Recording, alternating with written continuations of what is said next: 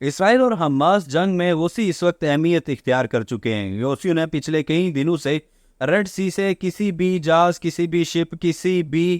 Cargo service کو گزرنے نہیں دیا، اور امریکہ اس سے پریشان، اس کے اتحادی اس سے پریشان۔ امریکہ نے یہ اعلان کیا تھا گزشتہ دنوں کہ وہ اپنے اتحادیوں پر مشتمل ایک فورس بنائے گا جو ریڈ سی کی حفاظت کرے گی۔ لارڈ آسٹن کے مطابق 10 ممالک پر مشتمل یہ اتحادی فورس ہوگی، نیول فورس، جو ریڈ سی سے گزرنے والے جتنے بھی جہاز ہیں ان کو ایک محفوظ راستہ دے گی، اور یہاں سے جو حوثیوں کی طرف سے جو اٹیک کیے جا رہے ہیں، جو میزائل اٹیکس کیے جا رہے ہیں، ڈرون اٹیکس کیے جا رہے ہیں، ان کو روکے گی اور یمنیوں کے خلاف جنگ لڑے گی، جس پر یمنیوں نے یہ کہا تھا کہ ہم یہ اپنی جو جنگ ہے یہ جاری رکھیں گے حماس کی جنگ کے خاتمے تک، چاہے اس پر امریکہ 10 ممالک یا اگر 50 ممالک کا بھی اتحاد بناتا ہے، ہم اس کے خلاف لڑائی کرنے کی صلاحیت رکھتے ہیں، اور ہم ان کے خلاف لڑائی کریں گے اور ان کی جتنی بھی فورسز ہیں ان کو زیر کریں گے۔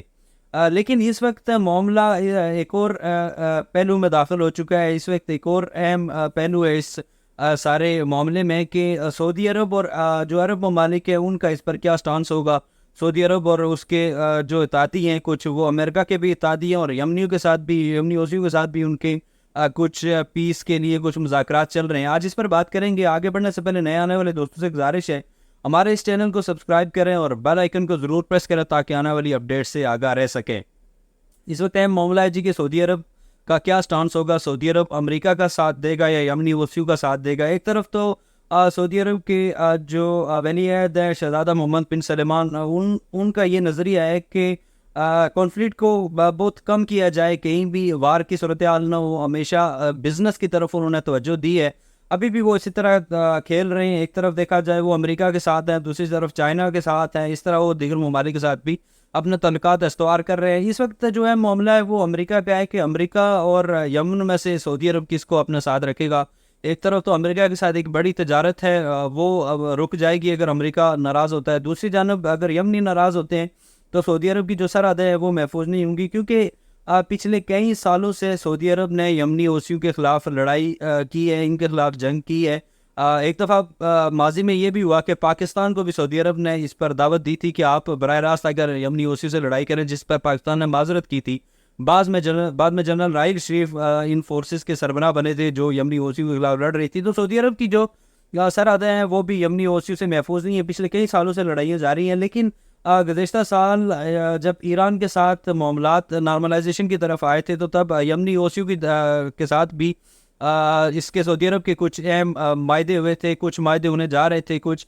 چیزیں پیس کی طرف جا رہی تھی، کیونکہ یہ خیال ظاہر کیا جا رہا ہے کہ شاید کہ یمنی حوثیوں کو بیک کرنے والا بھی ایران ہے۔ ظاہر ہے جب ایران کے معاملات سعودی عرب کے ساتھ نارمل ہوئے تو ظاہر ہے اس کے ساتھ باقی جو اس کے ایران کے جہاں پہ اس کی جڑیں ہے وہ بھی ظاہر ہے انہوں نے بھی نارمل ہی ہونا تھا۔ ظاہر ہے اس کے اتحادی گروپ ہیں یہ بھی۔ اب سعودی عرب کو ایک تو یمنی حوثیوں سے ناراض کرنے کا یہ ان کو یہ نقصان ہوگا کہ ان کی جو سرحد ہیں وہ ایک دوبارہ پھر ایک نئی جنگ میں شروع پڑ جائیں گی، اور یمنی حوثیوں کے پاس یہ صلاحیت ہے کہ وہ سعودی عرب پر بھی اگر اٹیک کریں گے تو اس کو بھی اچھا خاصا نقصان پہنچا سکتے ہیں۔ ظاہر ہے جو اس وقت امریکہ اور برطانیہ جیسے جو ممالک ہیں اور ان کی جو اتحادی فوج ہیں ان کو ریڈ سی میں اس وقت ناک کے چنے جو آ رہے ہیں، تو ظاہر ہے کہ وہ ایک اکیلے سعودی عرب پر بھی اچھا خاصا حملہ کر سکتے ہیں اور اس کو بھی نقصان پہنچا سکتے ہیں۔ اس لیے جو سعودی عرب ہے اس نے ابھی تک اپنا سٹانس واضح نہیں کیا۔ سعودی عرب کا جو اب کچھ اطلاعات ملی ہے، سعودی عرب اس وقت یمنی حوثیوں کی طرف ہے، وہ اس طرف یہ جو اس وقت امریکہ کی جانب سے 10 ملکی جو یا 12 ملکی اس سے زائد ممالک کا جو ایک اتحاد بنایا جا رہا ہے ریڈ سی میں، سعودی عرب اس میں نہیں ہوگا، کیونکہ سعودی عرب اپنی جو پہلے ملک کی سلامتی ہے وہ اس کا پہلے اس چیز کو ترجیح دے رہا ہے، جبکہ جو باقی جو دیگر عرب ممالک ہیں ان کی بھی اس وقت جو پریورٹی ہے وہ یمنی حوثی۔ اس کی ایک بنیادی وجہ یہ ہے کہ اگر ان عرب ممالک میں سے، مسلم ممالک میں سے کوئی بھی ملک اگر امریکہ کا ساتھ دیتا ہے، یمنی حوثیوں کے خلاف لڑنا چاہتا ہے، تو یہ ان کی مسلم دنیا میں ان کے لیے ایک